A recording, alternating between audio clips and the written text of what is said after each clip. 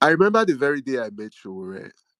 It was on the 6th of December 1991. I had been a student leader at the University of Ilorin since the late 1980s into 1991, when I then moved to University of Lagos for political reasons. And when I got to University of Lagos, there were supposed to be two different left groups. One was the Marxist Leninist study group, which had not been functioning again. Then the other was the Socialist Youth League. And after the meeting of, I came to Unilag even before then to help the Shore's predecessor as president of Unilag was Shegun Mayegun. I mean, we eventually ended up as a special advisor to Aregbesola and dropped out of any concrete practical struggle to change the world for the better as far as is visible to anybody.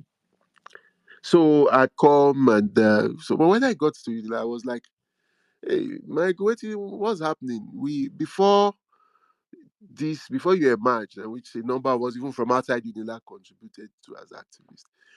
Unilag had been held by the right wing element. In fact, the predecessor of Mike, which later turned out was a state agent working for the SSL called Papa Chris. And that was when he arrested some of us during demonstrations in Unilag when students demonstrated against the push of the union. People like to, they know, hear words, say, because one right wing, they in charge. Say, look, your union has been, this union, which I had then joined, had been under right wing this day. How do we make sure that after you leave, we still keep the fire of struggle burning in the school? You know what he told me? Said, well, he doesn't know. There's only one person that, that guy is very promising, he's a fighter, but you know the year what? We know go fit control him.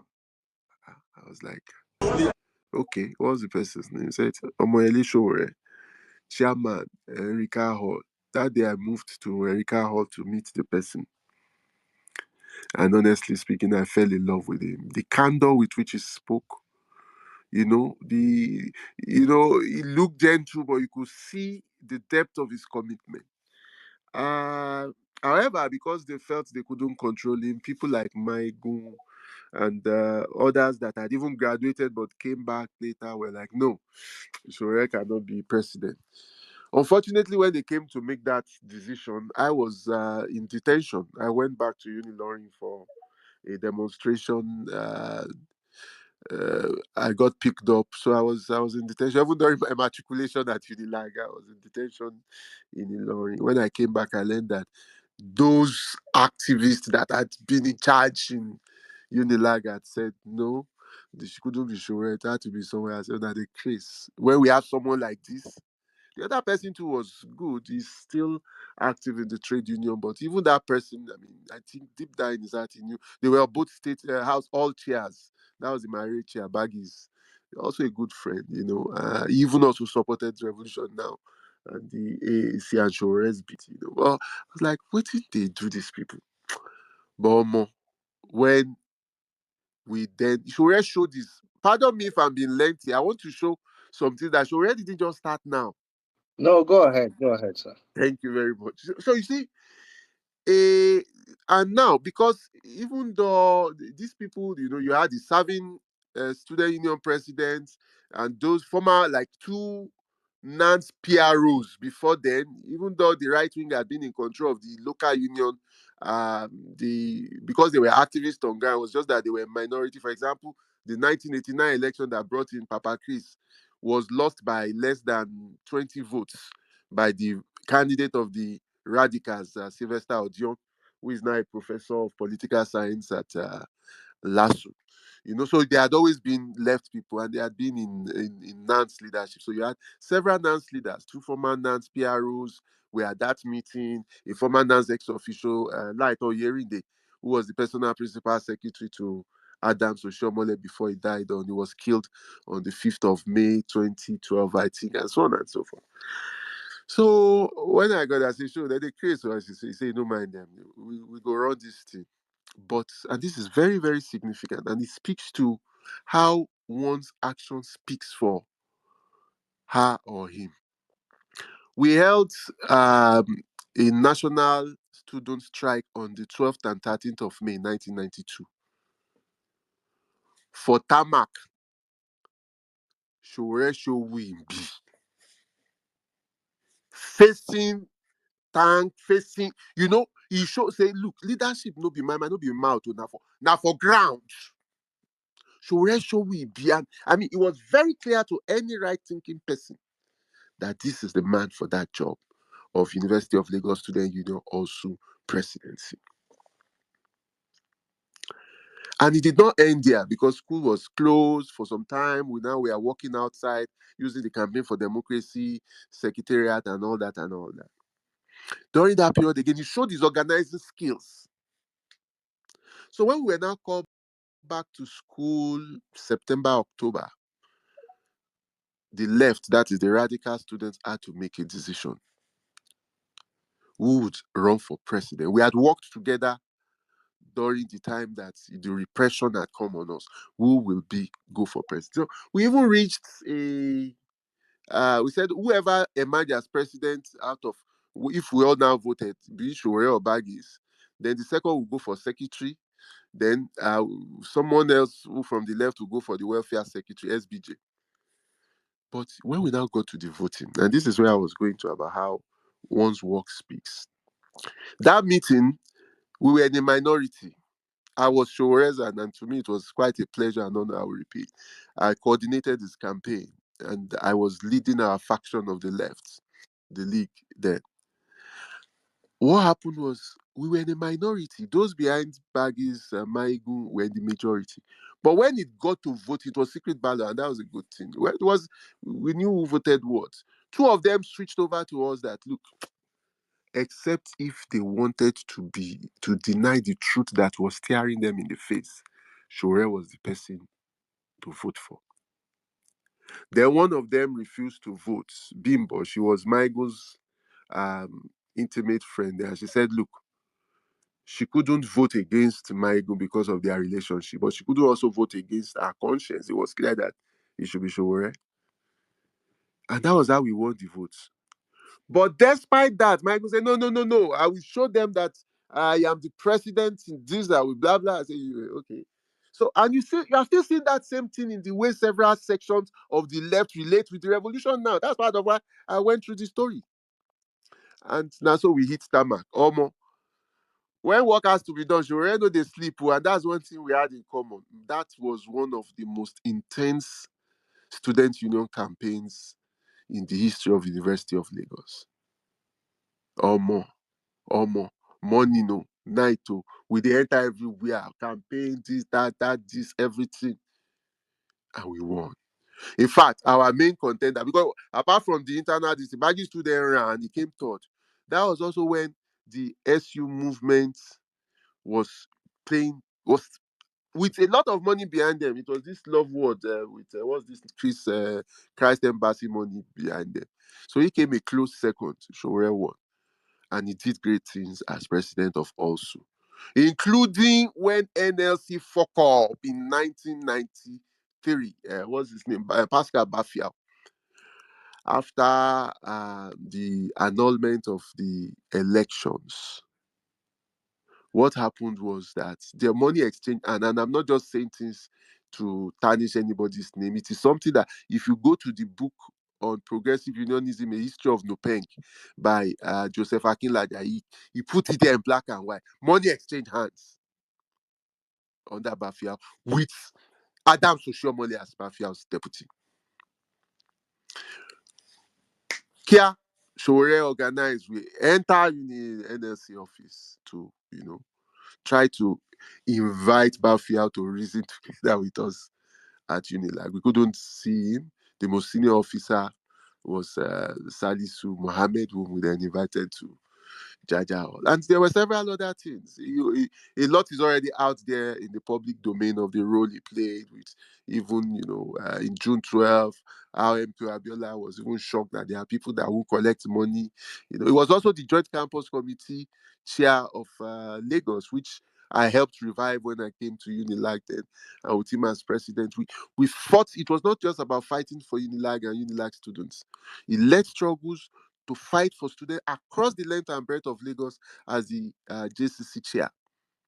Laspotech, Federal School of Oceanography, Federal School of Radiography, Federal College of Education Technical, Akoka. If I'll give you, I'll give you a snippet into Federal College of Education Technical, Akoka, where for a while you had a Sowore Hall until the school said no when they smashed the union. And why was there a Sowore Hall in that university, in that College of Education?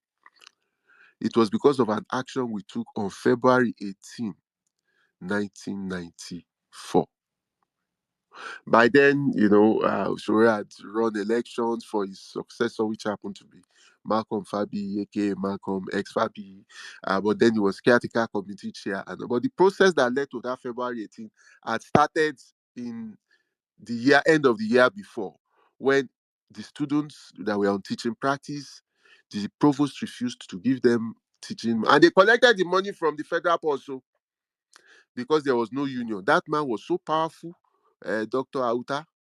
He was the brother of the man that sentenced Kensariwa to death. So they were close to Abacha. Their family was close to Abacha. And he had banned the union after the anti-SAP revolt of 1989. He was ruling that place like a kingdom. So when the students protested, he just expelled all of them, 17 of them. They formed themselves into G17. They went to Ghanese chambers. That time, this Festus Keyamo was doing his youth service in Ghanese chambers. He was one guy had to tackle that thing. Grandma, they go, they come, they go. I can say this thing. When they now came, they say, this matter no be matter of grammar. We need to take action. And person dey in charge of the union for Unilag, where we go take that, the person of action. So what we go do, hard. Hard. On the 18th of February, four of us went to that College of Education. Insurance, it was a Pujo station wagon, the president's vehicle there. It was myself, Show himself, Temitope Ajegbeke Authority, and Lanre Akoshile. And we chose that day for a particular reason. That day was the was a convocation ceremony of that. So they were expecting the Minister of Education, which was Iyochia Ayu. So we got there earlier before Minister go come and all that. Now told Dr. Ayuta, you are going to Unilag to sign this thing with us. He was saying he was not going to go. Say, man, we move in body, move him inside motor. One of them was saying, Jesus, they are going. We say that later they will go. What are you not telling us about? We got him to the Adekunle Akintunde Ojo Memorial. That's the University of Lagos Students Union Secretariat. We sat him down and we reasoned together. And that day we reached an agreement. Automatic lifting of the ban on the union, elections to be held, student union bus provided for the union, and so on and so forth. And that was why Sowore was honored by the students by naming a hall after him. There was a Sowore hall, there was also a February 18 hall, there was a liberation hall. So you can see how the actions taken that day helped to bring about an emancipatory spirit in them. And a number of the people that were quite involved in those days, are still active, some in revolution now in their own little way, some as trade unionists in other climes of the world. And it was the seeds of that day, that germinated, that quest of struggle, of daring to fight to win better, conditions. And since then till now, and that's why I started by saying Sowore is not just passionate, he's consistent. I have seen him maintain that consistency. And it's not just about being passionate and consistent. Che Guevara said something about a revolutionary. He said, at the heart of being a revolutionary is having a heart of love. I'm paraphrasing him. Sowore has a kind heart. As rugged and still like as he is, he has a kind heart. And that's why I always say something. If I have to choose between a revolutionary based on the head and a revolutionary based on the heart, 10 out of 10 times I'll choose a revolutionary based on the heart. A lot of people that call themselves comrade today, na head, na calculation. And that is why it is easy for them to do deals and, in fact, do deal away with the main cause of the revolution, which is the liberation of the people. But when you are a revolutionary from the heart, like Sowore, you you tremble with anger and indignation at every expression of injustice.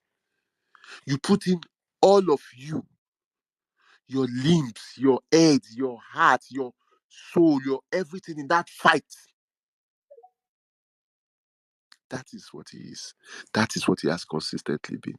So I salute Show. I salute all of us as compatriots, as comrades, as friends of Show, in that we no choose wrong. We no choose wrong. And I was discussing with him yesterday. It's that escape. Usually I have a head for dates, but it had slipped my mind that 16th of February was just some hours away.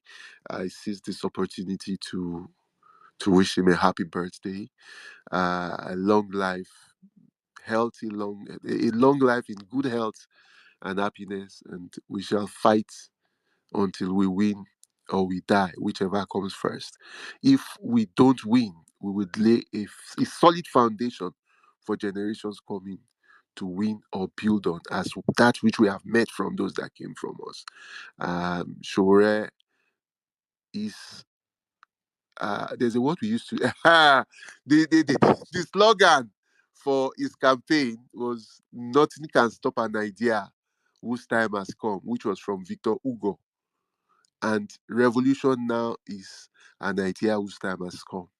And Shore is his primary flag bearer. Take it back. Action.